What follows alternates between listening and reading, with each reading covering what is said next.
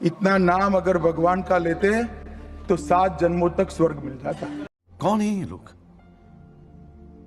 कहां से आते हैं ये बात कहकर बाबा साहब का अपमान किया। बात तो सही है।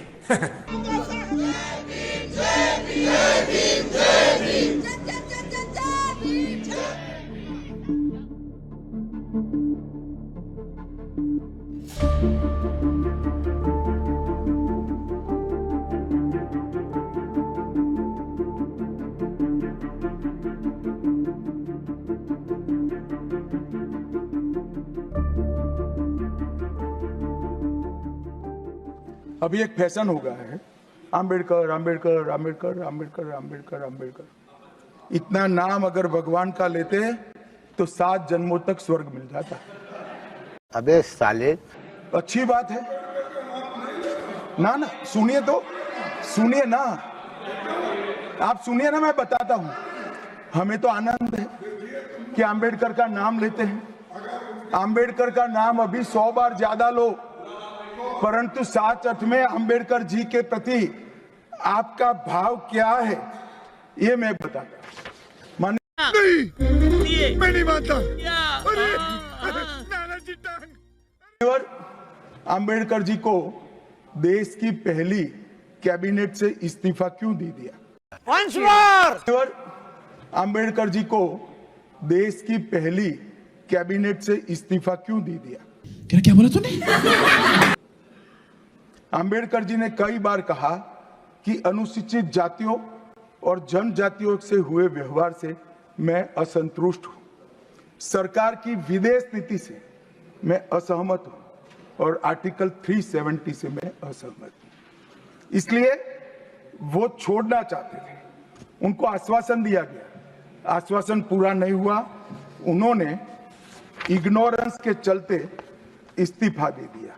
और एक श्री BC रॉय ने पत्र लिखा कि आम्बेडकर और राजा जी जैसे 2 महानुभाव मंत्रिमंडल छोड़ेंगे तो क्या होगा। तो नेहरू जी ने उनको जवाब में लिखा है, राजा जी के जाने से तो थोड़ा बहुत नुकसान होगा, आम्बेडकर के जाने से मंत्रिमंडल कमजोर नहीं होता है। इस सज्जन को क्या तकलीफ है भाई? मान्यवर ये विचार जो खड़गे जी कह रहे हैं ना, क्या आपत्ति है? जिसका विरोध करते हो उसका वोट के लिए नाम देना कितना उचित है? क्योंकि अब आम्बेडकर जी को मानने वाले पर्याप्त संख्या में आ गए हैं, इसलिए आप आम्बेडकर आम्बेडकर कर रहे हो। मान्यवर, मुंबई के मेयर ने एक पत्र लिखा था कि मऊ में आम्बेडकर जी का स्मारक बनाना चाहिए। मऊ में जो आम्बेडकर जी का जन्म स्थान था, सुझाव लिखा। उन्होंने कहा आमतौर पर स्मारक निजी पहल से बनाने चाहिए। यदि सरकार किसी प्रकार की सहायता करती है तो वो उचित नहीं होगा। बात तो सही है। के कितने स्मारक बने साहब? कोई स्मारक आम्बेडकर जी का नहीं बना, देश भर में नहीं बना। आम्बेडकर जी के स्मारक कब बने? जब भारतीय जनता पार्टी सत्ता में आई तब। कौन है ये लोग? कहां से आते हैं? मऊ में डॉक्टर आम्बेडकर के जन्म स्थान पर स्मारक बना, लंदन में अध्ययन करते थे वहां स्मारक बना, नागपुर में शिक्षा दीक्षावलित वहां बना, दिल्ली में महापरिनिर्वाण स्थल पर बना और मुंबई में चैत्य भूमि में भी बन रहा है। हमने 5 तीर्थ बनाए महामानव। और मैं मानता हूं मान्यवर, मैं मानता हूं कि आम्बेडकर जी के सिद्धांतों पर चलना नहीं और वोट के लिए उनकी गुहार लगा देना। 14 अप्रैल को राष्ट्रीय समरसता दिवस घोषित किया हमने। 26 नवंबर को संविधान दिवस घोषित किया। उस वक्त भी इसका विरोध कांग्रेस के वरिष्ठ नेताओं ने किया। ठीक है, क्या बोला तूने?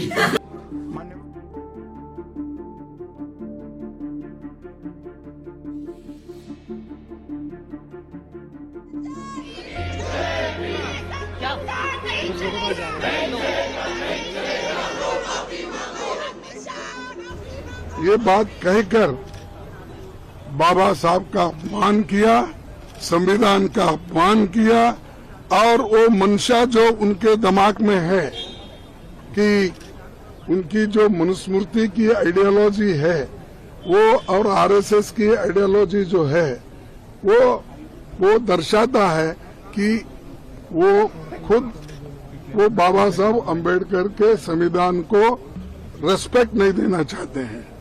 बात तो सही है। उसीलिए हम वो कंडम करते हैं और I demand his resignation. We all the parties demand his resignation and he should apologise to the country.